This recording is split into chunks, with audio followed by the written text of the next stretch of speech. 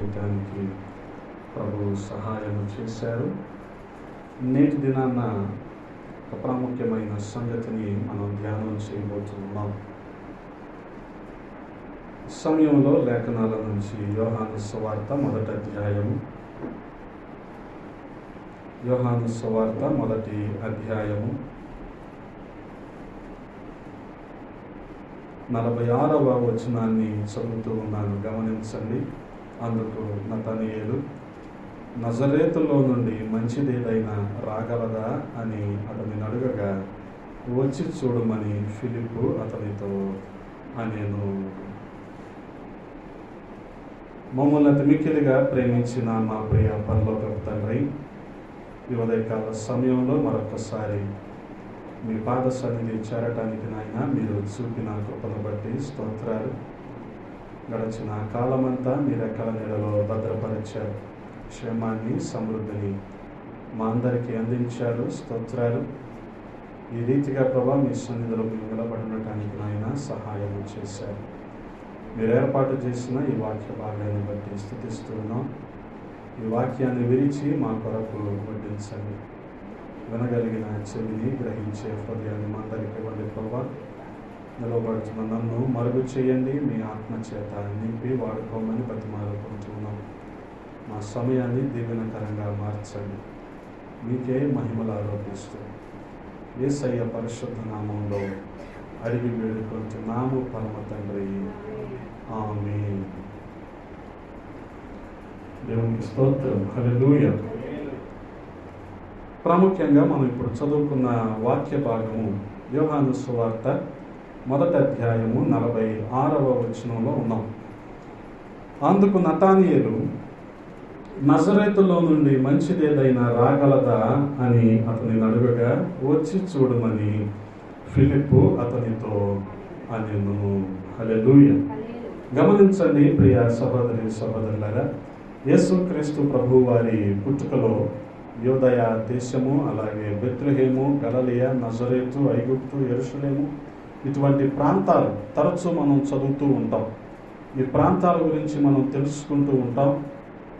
వీటన్నిటిని బట్టి మనము గ్రహించవలసిన విషయం ఏంటంటే, దేవాది దేవుని జననము, ఆయన యొక్క పుట్టుక ఈ ప్రవచనాలను అనుసరించి ఏ రీతిగా జరిగింది అన్న సంగతులు మనం గ్రహించటానికి మనం పూనుకోవాలి. అంత మాత్రమే కాదు, అవన్నీ కూడా వాస్తవానికి అంతకు మునిపే అనేక మంది ప్రవక్తలు వీటిని ప్రవచించి వాటిని మనకు చెప్పినట్లుగా, మరి పెద్ద ప్రవక్తలే కానివ్వండి, చిన్న ప్రవక్తలే కానివ్వండి, వీటన్నిటిని కూడా చెప్పినట్టు మనం చూస్తూ ఉన్నాం. గలిలయలోని ఒకానొక పట్టణమే లేదా ఒకానొక ప్రాంతమే నజరేతు. నజరేతు అన్న పదము మనకు హెబ్రీ భాష నుంచి వచ్చింది. అంటే అర్థం ఏంటంటే నెట్జర్ లేదా నట్సిరా అని. నెట్జర్ అన్న మాటకు అర్థము గమనించండి, చిగురు అని అర్థం. యెషయా గ్రంథము 11వ అధ్యాయం మొదటి వచనాన్ని చదువుతారా? యెషయా గ్రంథము 11వ అధ్యాయము మొదటి వచనము.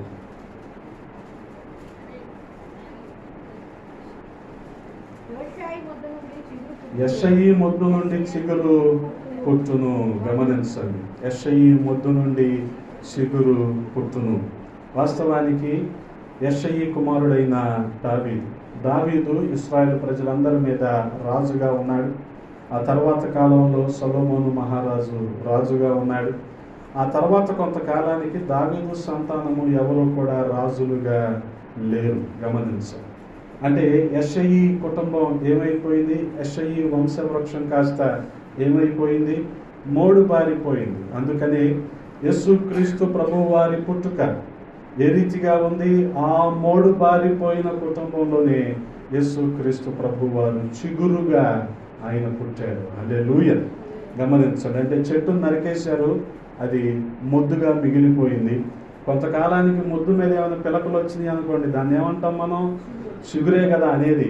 అందుకని నజరేతు అన్న పదానికి అర్థము చిగురు. అంటే గమనించండి, ఆ ప్రవచనాలన్నిటినీ కూడా నెరవేర్చడానికి యేసుక్రీస్తు ప్రభు వారు చిగురుగా పుట్టాడు. ఈ ప్రాంతానికి సంబంధించిన వ్యక్తి. ఎందుకని? మరియా యోసేపులు స్వస్థలం ఏదంటే నజరేతే. కానీ ఆ రోజుల్లో ప్రజాసంఖ్య వ్రాయిస్తున్నారు కాబట్టి వీళ్ళు బెత్లెహేముకు వెళ్ళారు. అక్కడ యేసుక్రీస్తు ప్రభు వారు పుట్టిన కారణంగా ఆ ప్రాంతంలో పుట్టినట్టుగా మనం చెప్తాం. కానీ ఆయన స్వస్థలం ఏది అంటే స్వస్థలం నజరైతే. ఎందుకని? ఆయన తల్లిదండ్రులు నజరైతు వాళ్ళే. అందుకని ఆయన ఏమంటాం? నజరేయుడైన యేసు ప్రభువు. హల్లెలూయా. గమనించండి. ఆ రీతిగా చూడగలిగితే ఆయన స్వస్థలము నజరైతే. జాన్ వెస్లీలు చాలామంది ఉన్నారు కదా. ఏ జాన్ వెస్లీ అంటే ఏమంటా? రాజమండ్రి. ఇప్పుడు రాజమండ్రికి ఒక పేరు వస్తుంది అన్నమాట. అంతేనా? అలాగే ఇప్పుడు యేసులో ఆ రోజున చాలామంది ఉన్నారు. ఆ రోజున అప్పటికే ఆ పేరు పెట్టబడిన వారు ఉన్నారు. అదే ఆయనకే మొట్టమొదటిగా పెట్టిన పేరు అయితే కాదు. కానీ గమనించండి, ఆ రీతిగా ఏ యేసు అంటే నజరేయుడైన యేసు. హల్లెలూయా. ఆ రీతిగా ఈ ప్రవచనాలన్నిటికీ ఆయన నెరవేర్చడానికి పుట్టినట్టుగా మనం చూస్తూ ఉన్నాం. కారణం ఏంటంటే వాస్తవానికి నజరేతు అనే ప్రాంతము మరి నిషేధిత ప్రాంతము, లేదా ఎన్నిక లేని ప్రాంతం. ఎవరు కూడా పెద్దగా పట్టించుకొని ప్రాంతం. ఎందుకు ఎవరు పట్టించుకోవటం లేదు, ఎందుకు ఈ ప్రాంతము ఎడవుగా ఉండిపోయింది అని కనుక మనం ఆలోచించగలిగితే, ఆ ప్రాంతం వాళ్ళు వాళ్ళ భాష తప్ప ఏది మాట్లాడలేని కారణంగా ఆ ప్రాంతాన్ని వదిలిపెట్టి రారు. రాకపోతే ఏం జరుగుతుంది?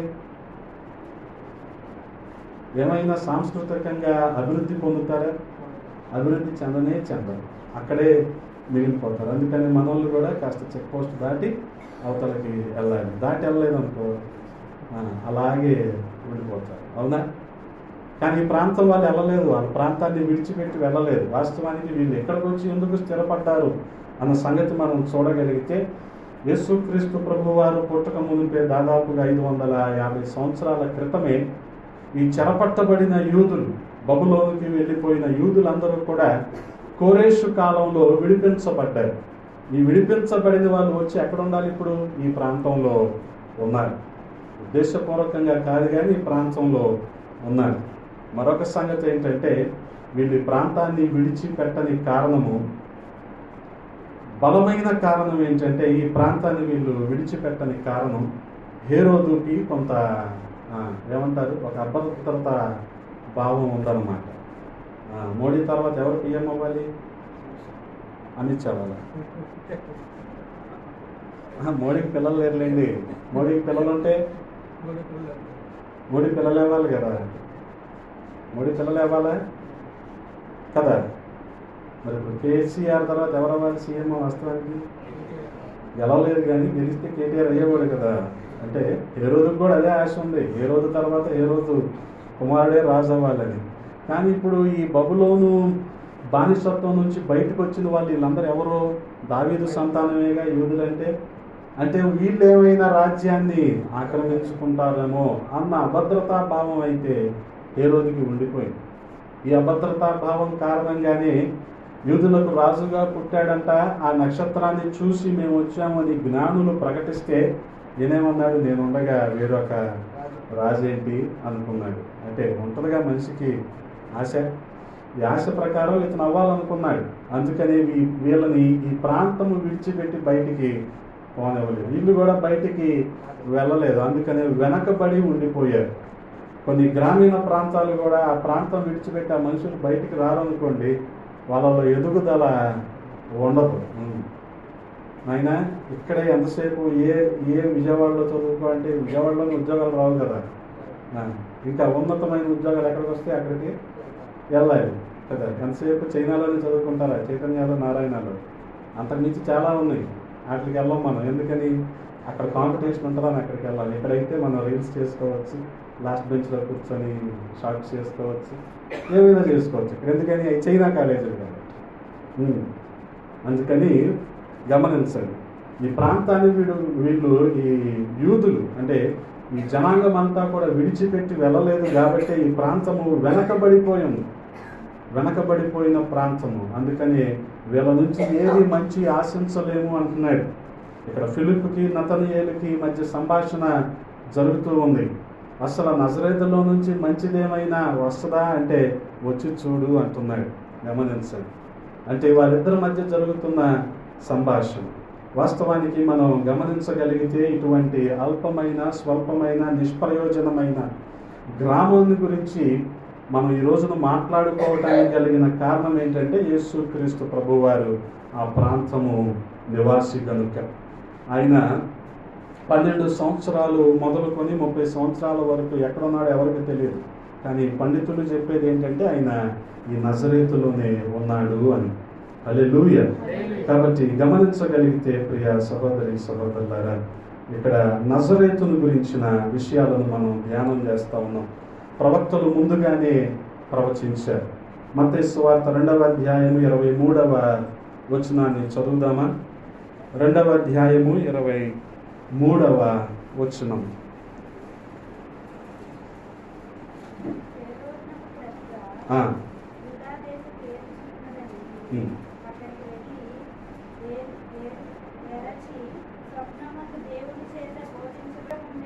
గమనించాలి. నజరేత్ అనే ఊరికి వచ్చి వారు కాపురం ఉన్నారు. అంటే లోకరక్షకుడైన యేసుక్రీస్తు ప్రభువారు. ఆయనకు పరిశుద్ధ గ్రంథంలో చాలా పేర్లు ఉన్నాయి. యేసు అని, క్రీస్తు అని, ఇమ్మానుయేల్ అని, ఇన్ని పేర్లు ఉన్నప్పటికీ ఆయన నజరేయుడైన యేసుక్రీస్తుగానే పిలువబడ్డాడు. కారణం ఏంటంటే ప్రవక్తలందరూ కూడా ఆయన నివాసం గురించి లేదా ఆయన ఉంటున్న ప్రాంతం గురించి మాట్లాడుతూ వచ్చారు. అవే నెరవేర్చబడ్డాయి. వీళ్ళు ప్రజాసంఖ్య రాయించుకోవడానికి వెళ్ళినప్పటికీ తిరిగి వచ్చి నజరేతులో కాపురం ఉన్నారు. గమనించండి. అంటే దేవుడు ఏ రోమునో ఎథెన్సునో కోరుకోలేదు, కానీ ఎవరిని కోరుకున్నాడు? ఇప్పుడు నజరేతుని కోరుకున్నాడు. ఎన్నిక లేని, ఏ గుర్తింపు లేని ఒక గ్రామాన్ని ఆయన కోరుకున్నాడు. హల్లెలూయా. అంత మాత్రమే కాదు, ఆయన పరలోకపు దూతల ద్వారా కూడా నజరేయుడిగా గుర్తించబడ్డాడు. ఎప్పుడంటే యేసుక్రీస్తు ప్రభువారు మృతి నుండి ఆరోహణమైన తర్వాత ఆ సమాధి అంతా కూడా ఖాళీ అయిపోయింది. ఆయన పునరుద్ధానుడు అయిపోయాడు. ఇంకా సమాధిలో ఎవరుంటారు? సమాధి అంతా కూడా ఖాళీ అయిపోయింది. ఈ ఖాళీ సమాధిని చూడటానికి ఉదయాన్నే కొంతమంది స్త్రీలు వచ్చారు. మార్కు సువార్త 16వ అధ్యాయం. మార్కు సువార్త 16వ అధ్యాయం 6వ వచనాన్ని చదువుతూ ఉన్నాను. గమనించండి. భయపడకండి, కలవరపడకండి. సిలువ వేయబడిన నజరేయుడగు యేసును మీరు వెతుకుతున్నారు, కానీ ఆయన ఏమైపోయాడు? ఆయన లేచి ఉన్నాడు, ఇక్కడ లేడు అని ఎవరు చెప్పారు? ఆ 5వ వచనంలో చూడగలిగితే నిలువుటంగి వేసుకున్న ఒక దేవదూత వారికి ఆ సమాధానాన్ని చెప్పింది. అంటే దేవదూతలు కూడా ఆయన నజరేతు వాడని ఒప్పుకున్నారు. హల్లెలూయా. అంత మాత్రమే కాదు, ప్రవక్తలు తెలియజేశారు, ప్రవక్తలు ఒప్పుకున్నారు, దేవదూతలు కూడా ఒప్పుకున్నారు. అదే రీతిగా చూడగలిగితే మరొక సందర్భంలో మార్కు సువార్త 1వ అధ్యాయము 24వ వచనం. మార్కు సువార్త 1వ అధ్యాయము 24వ వచనం. యేసుక్రీస్తు ప్రభువారు సమాజ మందిరంలోనికి వెళ్ళి అధికారం గల వ్యక్తిగా బోధిస్తూ ఉన్న సమయంలో అందరూ ఆ బోధను విని ఆశ్చర్యపోయారు. కానీ ఆ సమయంలో సమాజ మందిరంలో అపవిత్రాత్మ పట్టిన మనుష్యుడు అక్కడ ఉన్నాడు. గమనించండి. 24వ వచనం ఒకసారి చదువుతారా? మాతో నీకేమి, మమ్ము నశింపచేయుటకు నువ్వు వచ్చితివా? గమనించండి. ఇప్పుడు అపవిత్రాత్మ పట్టినవాడు ఏమంటున్నాడు? నజరేయుడైన యేసు అంటున్నాడు. అంటే అపవిత్రాత్మలు పట్టిన వారికి కూడా ఆయన నజరేయుడు అన్న సంగతి అర్థమైంది. ఇంతకు అపవిత్రాత్మ పట్టిన వాడు ఎక్కడున్నాడు?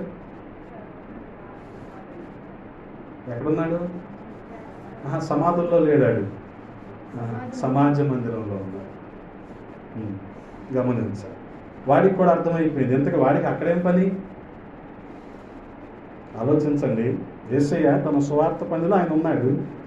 ఈ అపవిత్రాత్మ పట్టినోడికి అక్కడేం పని? బహుశా అపవిత్రాత్మను విడిచిపెట్టబడటానికో లేకపోతే స్వస్థత కోసం వచ్చాడేమో కానీ అతనికి అర్థమైంది ఇప్పుడు వచ్చింది నజరేయుడైన యేసు అని. నాతో నీకేమి పని అంటే ఆ తర్వాత విలవిలలాడుతూ గట్టిగా అరుస్తూ వాళ్ళ దయ్యాలన్నీ కూడా వెళ్ళిపోయాయి. గమనించండి. ఆ రీతిగా గమనించండి. మాకేమి యేసు మీతో మాకేమి మమ్మల్ని నశింపజేయడానికి వచ్చితివా, నీవెవరో నాకు తెలియను, నీవు దేవుని పరిశుద్ధుడు అని కేకలు వేశాను. వెంటనే అపవిత్రాత్మ వాడిని విడిచిపెట్టి విలవిలలాడించి కేకలు వేసి విడిచిపోయినట్లుగా మనం చూస్తూ ఉన్నాం. గమనించండి. అంటే ఆయన శరీరధారిగా వాక్యము బోధిస్తూ ఉన్న సమయంలో సమాజ మందిరంలో అపవిత్రాత్మ పట్టిన వాడు అప్పుడు ఉన్నాడు. వాడికి కూడా అర్థమైపోయింది. మనం అనుకుంటాం మేము రోజుకు 3 అధ్యాయాలు, ఆదివారం 5 అధ్యాయాలు చదువుతాం, ఖాళీగా ఉంటాం కాబట్టి అనుకుంటాం. మనకంటే వాక్యం వాడికి బాగా తెలుసు. మన క్యాలెండర్ మీరు చూసారా మన క్యాలెండర్? రేపు 21వ తారీఖు చూస్తారు కదా, వాడు ముందుగానే చూసేస్తాడు మన క్యాలెండర్.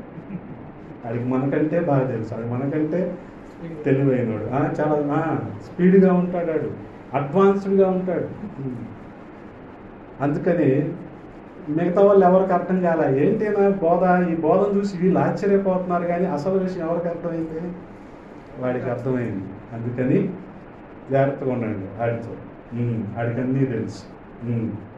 గమనించండి. అంత మాత్రమే కాదు, మరొక సందర్భాన్ని మీకు నేను జ్ఞాపకం చేస్తాను. మార్కు సువార్తలోనే 10వ అధ్యాయము 47వ వచనము. 10వ అధ్యాయము 47వ వచనము.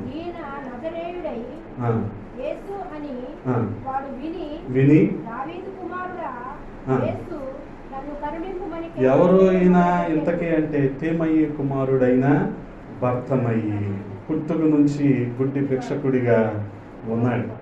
ఆ రోడ్డు ప్రక్కన కూర్చొని ఉన్నాడు. యేసుక్రీస్తు ప్రభువారు ఆ రోడ్డు గుండా వెళ్తూ ఉంటే తెలుసుకున్నాడు. కళ్ళు లేవుగా విని తెలుసుకున్నాడు. తెలుసుకొని గట్టిగా కేకలు వేస్తున్నాడు. నజరేయుడైన యేసు, దావీదు కుమారుడా, నన్ను కరుణించు అని కేకలు వేస్తూ ఉన్నాడు. చుట్టుపక్కల వాళ్ళు ఏం చేస్తున్నారు? ఊరుకో అని అతన్ని ఆపటానికి ప్రయత్నిస్తే ఇతను ఏం చేస్తున్నాడు? ఇంకా ఎక్కువగా కేకలు వేస్తూ ఉన్నాడు. గమనించండి. కళ్ళు లేవుగా మరి అతనికి ఎలాగ అర్థమైంది?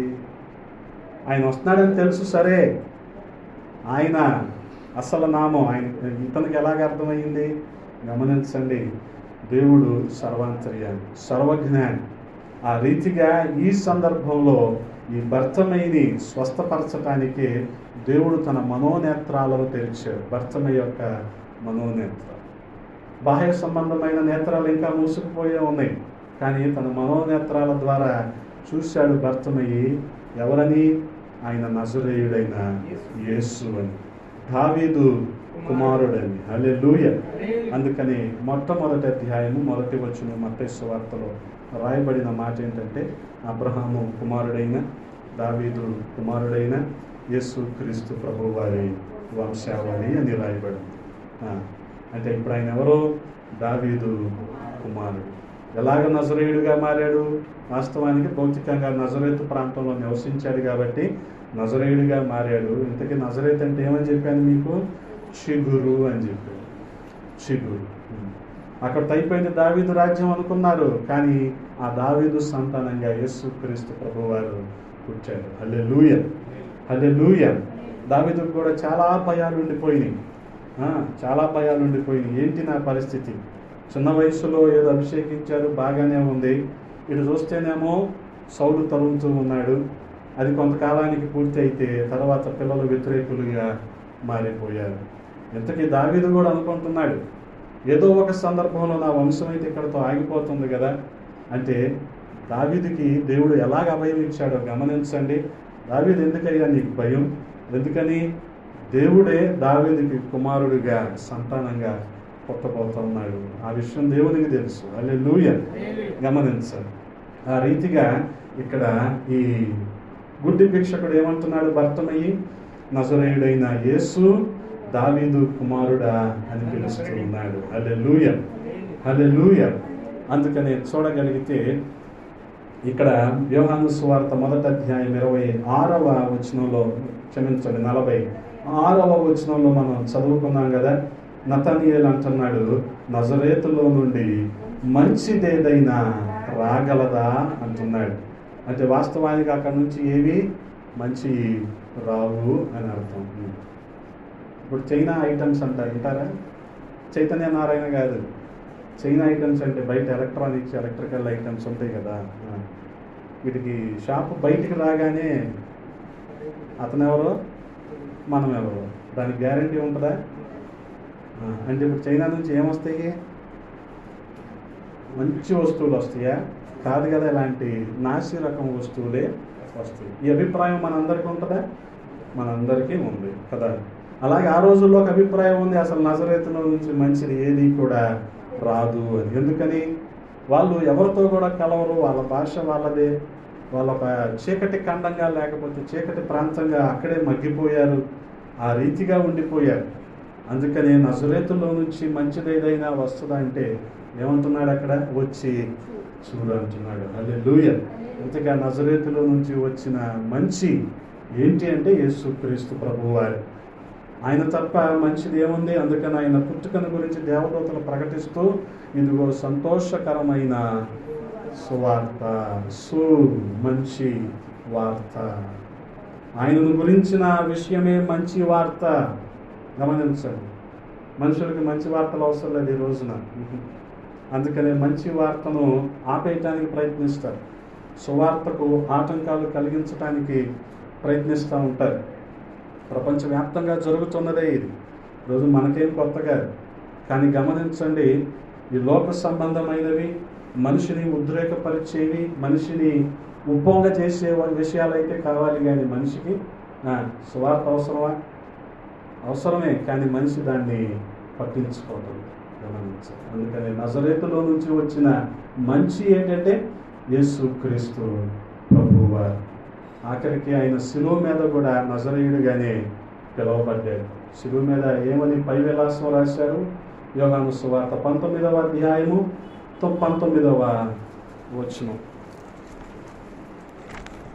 19వ అధ్యాయము. యూదుల రాజైన నజరేయుడగు యేసు అని పై విలాసము రాయించి శిలువ మీద పెట్టించెను. నజరేయుడగు యేసు ఎవరైనా యూదులకు రాజు.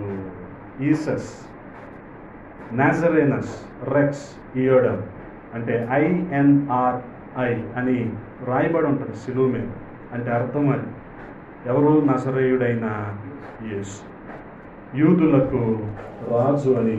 ఆ రీతిగా వారికి కూడా అర్థమైంది. వాస్తవానికి పిలాతు పెట్టించాడు అంటే పిలాతుకు కూడా అర్థమైంది. పిలాతే చెప్పాడు గీతంలో ఏ పాపం కూడా లేదు అని. గమనించండి, ఆ రీతిగా చూడగలిగితే కేవలం ఆయన ఆఖరి క్షణాలలో లేదా ఆఖరి పరిస్థితుల్లో శిలువ వేయబడుతున్నప్పుడు కూడా ఆయన నజరేయుడిగానే పిలువబడ్డాడు. అనేకులు అపోస్తలులు కూడా ఆయనను నజరేయుడిగా గుర్తించారు. హల్లెలూయా. అపోస్తల కార్యములు 2వ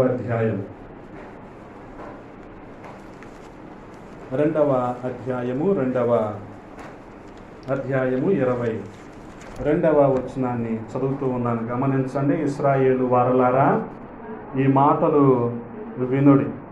దేవుడు నజరేయుడగు యేసు చేత అద్భుతములను, మహత్కార్యములను, సూచక క్రియలను మీ మధ్య చేయించి ఆయనను తన వలన మెప్పు పొందిన వానిగా మీకు కనపరచును. ఇది మీరే ఎరుగుదురు. గమనించండి, ఎవరు చెప్తున్నారు ఈ విషయాన్ని? అపోస్తలులు మరొక్కసారి దాన్ని ధృవీకరిస్తూ ఉన్నారు. యేసుక్రీస్తు ప్రభువారు మీ మధ్యలో ఇటువంటి అద్భుతాలు చేశారు అని. అంటే ఎవరైనా? నజరేయుడైన యేసు. హల్లెలూయా. ఆ రీతిగా గమనించగలిగితే యేసుక్రీస్తు ప్రభువారు మనము అనేక సందర్భాల్లో ప్రార్థనలో కూడా వాడుతూ ఉంటాం. ప్రార్థనలో కూడా ఆయన నజరేయుడిగా మనం సంబోధిస్తూ ఉంటాం. యేసు నామములో దయ్యాలను వెళ్ళగొట్టినప్పుడు కూడా నజరేయుడైన యేసు అని మనం సంబోధిస్తూ ఉంటాం. ఈ రీతిగా మన ప్రార్థనల్లో, విజ్ఞాపనలో, మన స్వస్థత ప్రార్థనలో, వీటన్నిటిలో కూడా ఆయన ఆ రీతిగా పిలువబడ్డాడు. వాస్తవానికి ఆ తర్వాత రోజుల్లో శిష్యులు చేసిన అద్భుతాలలో కూడా ఆయనను ప్రస్తావించినప్పుడు నజరేయుడైన యేసుగానే ప్రస్తావించారు. అపోస్తుల కార్యముల గ్రంథము 3వ అధ్యాయం. అపోస్తుల కార్యముల గ్రంథము 3వ అధ్యాయము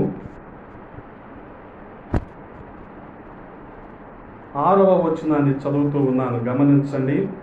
అంతటా పేతురు, వెండి బంగారములు నా యొద్ద లేవు గాని నాకు కలిగినదే నీకిచ్చుచున్నాను. నజరేయుడైన యేసు క్రీస్తు నామమున నడువమని చెప్పి.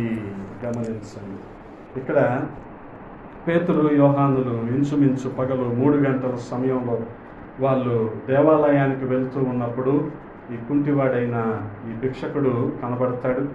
ఆ రీతిగా అతన్ని వీళ్ళు సంబోధించిన, లేకపోతే అతనికి స్వస్థతను కలిగిస్తూ యేసయ్యను సంబోధించిన మాట చూడగలిగితే, నజరేయుడైన యేసు క్రీస్తు నామమున నడువమని చెప్పి. గమనించాలి, అప్పటి పరిస్థితులు ఏ రీతిగా ఉన్నాయో నేటి కాలంలో పరిస్థితులు కూడా అలాగే ఉన్నాయి. ఏం చేస్తున్నాడు ఇతను? వాళ్ళు ఏమైనా ఇస్తారేమో అని ఎదురు చూస్తున్నారు. కానీ వీళ్ళు ఏమంటున్నారు? మా దగ్గర ఏమీ లేవు. కానీ అతనికి అవసరమైంది ఏంటి? డబ్బులు కాదు. అతను ఏమనుకుంటున్నాడు? డబ్బులే సర్వస్వం అనుకుంటున్నాడు. ఈ బస్ స్టాండ్లో 45వ నెంబర్ ప్లాట్ఫామ్లో ఏముంటుంది? తిరువురు బస్సులో ఉంటుంది కదా. రోజు చూస్తా, రోజు పర్సు పోయింది, బ్యాగ్ పోయింది అంటాడు. ఇంటికి వెళ్ళాలని లేదా ఆడికి? ఒకవేళ ఇంటికి వెళ్ళాలని ఉంటే లారీ ఎక్కువ ఆన్లైన్ లిఫ్ట్ అడిగి వెళ్ళిపోయేవాడు ఈ పాటికి. కానీ ఏం చేస్తాడు? రోజు నేను అక్కడ వచ్చినప్పుడల్లా ఆయన ఇలాగే చూస్తున్నాను. అది గమనించాడు. అది గమనించి నా దగ్గరికి రావట్లేదు అప్పటి నుంచి. అదేం పైశాచికత్వం, ఇస్తే ఇవ్వాలి, లేకపోతే కామ్గా ఉండాలి. అలా చూడటం ఎందుకు అన్నట్టు మీరు చూడకండి. ఇప్పుడు అతను చేసేదేంటో అతనికి అర్థం అవ్వాలి కదా. కానీ ప్రతిరోజు పోద్దా బ్యాగ్? ఈ మధ్య చలికి బండ్ల మీద ప్రయాణం చేయలేక బస్సు ఎక్కువ వస్తున్నాను. అది ప్రతిరోజు బ్యాగ్ పోయింది, టికెట్కి లేవు అంటాడు. ప్రతిరోజు అంటే ఆయనకి అవసరమైంది డబ్బులు, కానీ ఇంటికి వెళ్ళటం కాదు. ఇంటికి వెళ్ళటం అవసరమైతే ఈ పాటికి వెళ్ళిపోయాడు. ఇప్పుడు ఇతనికి కూడా అవసరమైంది కాళ్ళు కాదు, డబ్బులు. అందుకని శిష్యుల వైపు ఎలా చూస్తున్నాడు? వీళ్ళు ఏమైనా ఇస్తారేమో గమనించండి. ఈ రోజున పరిస్థితులు కూడా అలాగే ఉన్నాయిగా.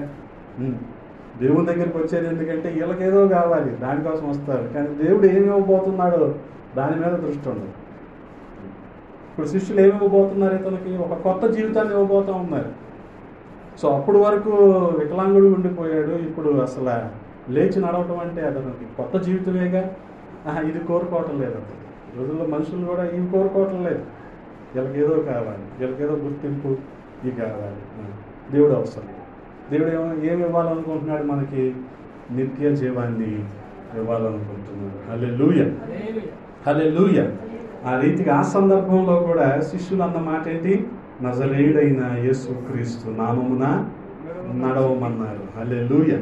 గమనించండి, ఈ రీతిగా ఈ నజరేతు ప్రాంతం స్వల్పమైందే, బహిష్కరించబడిందే, ఎటువంటి గుర్తింపు లేనిదే. కానీ దేవుని పుట్టుక కారణంగా యేసుక్రీస్తు ప్రభువారు ఆ ప్రాంతంలో నివసించిన కారణంగా ఆ ప్రాంతానికి ఒక గుర్తింపు అనేది వచ్చింది. హల్లెలూయా. గమనించండి, ఆ రీతిగా సహోదరి సహోదరులారా, నజరేతులో ఏమైనా మంచిది వస్తుందా అంటే వచ్చి చూడు. ఎవరున్నారు అక్కడ? యేసుక్రీస్తు ప్రభువు వారు ఉన్నారు. గమనించండి, యేసుక్రీస్తు ప్రభువు వారు ఉన్నారు. అందుకని అలాగా విడిచిపెట్టబడిన ప్రాంతాన్ని ప్రవక్తలు కూడా తృణీకరించారు. ఆ ప్రాంతాన్ని, అటువంటి ప్రాంతాన్ని దేవుడు హెచ్చించాడు. వాస్తవానికి అనేక సందర్భాల్లో మనిషి కూడా తృణీకరించబడ్డాడు అనుకోండి, మనుషుల చేత. ఒకటి బాగా గుర్తుపెట్టుకోండి, దేవుడు అతన్ని ఖచ్చితంగా పైకి లేవనెత్తించాడు. హల్లెలూయా, హల్లెలూయా. ఒక వ్యక్తి బాగుపడాలంటే బాగా గుర్తుపెట్టుకోండి, ఆయన డిస్క్రిమినేట్ చేయండి, వాడు బాగుపడకపోతే నన్ను అడగండి. ఆయన్ని ప్యాంపర్ చేసినంతకాలం వాడు బాగుపడ్డాడు. వాడికి చెప్పండి కదా, అప్పుడు ఖచ్చితంగా వాడి ఎబిలిటీస్ ఏంటో తెలుసుకుంటాడు, ఖచ్చితంగా బాగుపడతాడు.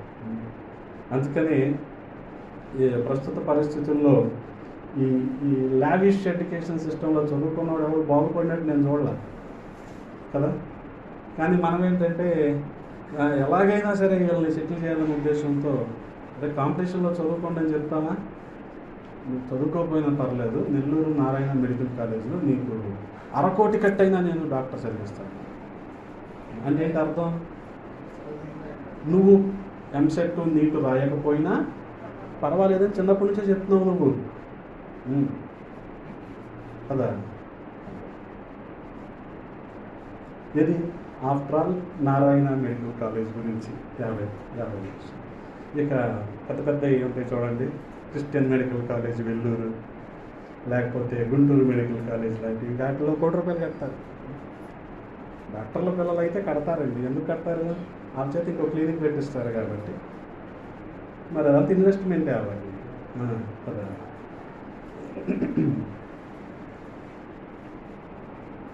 ఒక అతను నిన్న మొన్న ఏదో చిన్న ప్రొఫైల్ పెట్టి ఫస్ట్ గారు అది ఇది అన్నాడు.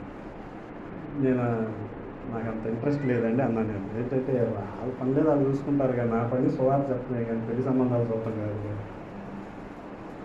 అతను అందులో రాసింది ఏంటంటే అతను ఆస్తి 18 కోట్లు అంట, అతనికి ఖచ్చితంగా కట్నం 8 కోట్లు కావాలి. అతను చదివింది ఏంటంటే బీడీఎస్ చదివాడు. ఎంబీబీఎస్లో ఫీల్ అయితే ఎలాగా? స్టడీ టీచర్లా ఫీల్ అవ్వాలి, ఫ్లోర్ ఇన్ఛార్జ్లా ఫీల్ అవ్వాలి. ప్రొఫెసర్లా ఫీల్ అయితే ఎలాగా? కాదు కదా. అంటే అనిపిస్తుంది ఫ్లోర్ ఇన్ఛార్జ్ కూడా ప్రొఫెసర్ అవ్వాలని ఆశ ఉంటుంది. ఆశ తప్పు కాదు, కానీ నువ్వు ప్రయోజకుడు అవ్వాలని నువ్వు ప్రయాసపడాలి. ఊరికనే ప్రయాసపడతావు, ఊరికనే వస్తాయి అవన్నీ ప్రయాసపడకుండా రావు కదా. ఇప్పుడు నజరేతుకి ఆ చెడ్డ పేరు ఎప్పుడుకి పోయానో వాళ్ళందరూ ప్రయత్నిస్తే, కానీ ఒక్కసారిగా నజరేతులో పరిస్థితులన్నీ మారిపోయింది. కారణం ఏంటి? యేసుక్రీస్తు ప్రభువారు ఆ ప్రాంతానికి సంబంధించిన వ్యక్తి కనుక. అందుకనే ఆ ప్రాంతాన్ని ఆయన హెచ్చించాడు. గమనించండి, ఆ ప్రాంతానికి ఎటువంటి గుర్తింపు వచ్చిందంటే ఆఖరికి క్రైస్తవ సంఘాన్ని ఆ పరిస్థితుల్లో హింసిస్తూ ఉన్న సౌలు, అపోస్తల కార్యముల గ్రంథం 22వ అధ్యాయము 6వ వచనం నుంచి కొన్ని మాటలు చదువుదామా? 22:6.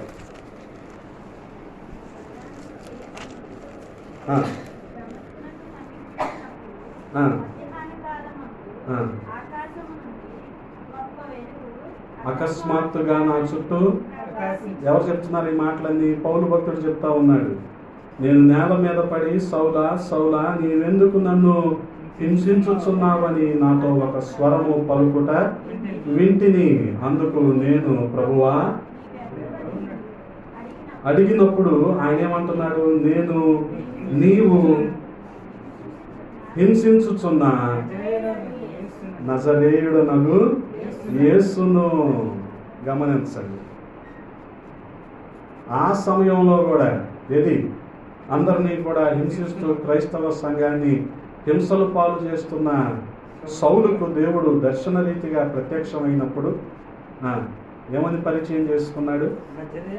నేను నజరేయుడినైనా యేసును అని పరిచయం చేసుకున్నాడు. అంటే నజరేతు అనే ప్రాంతాన్ని ఆయన ఎంతగా హెచ్చించాడో మనము అర్థం చేసుకోవచ్చు. ఇప్పుడు ఆ ప్రాంతానికి ఏమొచ్చింది? ఒక గుర్తింపు వచ్చింది. నేటికి కూడా, ప్రస్తుత కాలానికి కూడా పాలస్తీనాని ఆనుకొని ఉన్న ఎన్ నజీరా ఆ ప్రాంతమే నజరేత్. ప్రస్తుత కాలంలో ఈ పేరుతో పిలువబడుతూ ఉన్నది ఎన్ నజీరా. అక్కడ కనుక యుద్ధాలు జరగకపోయి ఉంటే ఈ పాటికి వెళ్ళి రావడం కూడా అయిపోయేది. కానీ మీరు బలంగా ప్రార్థన చేసినట్టున్నారు. నేను నవంబర్లో వెళ్ళేసి వచ్చేవాడిని. ఇప్పుడు మార్చి వరకు వెళ్ళడానికి లేదు ప్రస్తుత పరిస్థితులు. ప్రభు చిత్రం అయితే మార్చి తర్వాత, మార్చిలో కూడా మళ్ళీ కష్టం కదా మనకి. శిలువ ధ్యానాలు మన శుక్రవారం పునరుద్ధాన ఆరాధనలు ఉంటాయి కాబట్టి అది అయ్యాక ఏప్రిల్లో ఎప్పుడైనా ఎండలకి చూద్దాం పరిస్థితిని బట్టి. అప్పటికి అక్కడ యుద్ధ వాతావరణం లేకపోతే టూరిజం అండ్ ట్రావెల్ అనుమతిస్తున్నారు అనుకుంటే చూద్దాం. అంటే ఇప్పుడు ఏప్రిల్ వరకు విశ్రాంతి లేదైతే జాగ్రత్తగా ఉన్నారు. ఏప్రిల్లో విశ్రాంతి తీసుకోవచ్చు. ఎన్ నజీరా ఇదే ఇప్పుడు ప్రస్తుత కాలంలో ఉంటున్న నజరేతు. అప్పుడు అనాగరికంగా ఉండేమో కానీ ఇప్పుడు బాగా నాగరికతలోనికి వచ్చింది. బాగా అభివృద్ధి చెందిన దేశంగా, ప్రాంతంగా ఉంది. పాలస్తీనాను ఆనుకొని ఇప్పుడు మనకి ఈ గాజా స్ట్రిప్ దగ్గర, పాలస్తీనాకి ఇస్రాయేల్ మధ్యలో ఉన్న గాజా స్ట్రిప్ దగ్గర ఇప్పుడు అలజడంతా అక్కడే. మనకి ఆ ప్రాంతాన్ని ఆనుకొని మనకి నజరేతు గమనించాలి. ప్రాంతానికి గుర్తింపు వచ్చిన కారణం ఏంటంటే యేసుక్రీస్తు ప్రభువారి కారణంగా ఆ ప్రాంతానికి గుర్తింపు వచ్చింది. కాబట్టి గమనించండి, మనుషులెవరు మనల్ని గుర్తించకపోవచ్చు, కానీ దేవాది దేవుడు మనల్ని ఉన్నతమైన స్థితిలో ఉంచుతాడు. నజరేతుని ఎలాగైతే ఆయన చేశాడో మనల్ని కూడా అటువంటి హెచ్చించిన స్థాయిలోకి మనల్ని తీసుకొని వెళ్తాడు. ఇటువంటి కృప దేవాది దేవుడు మనందరికీ దయచేయునుగాక. ఆమేన్.